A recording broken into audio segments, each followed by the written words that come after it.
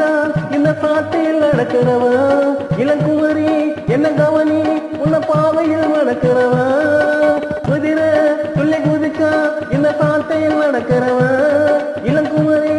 என்ன கவனி உன்ன பாவையில் நடக்கிறவன் தாத்தாட்டோரே காவில் பறந்தோடும் வீரன் என்னை பார்த்தாலும் தெரியாத படுவேலக்கார திருமான் குட்டி இனிக்கிற தேன் கட்டி துடிக்கிற நீராட்டம் கண் காட்டும் கண்ணாட்டி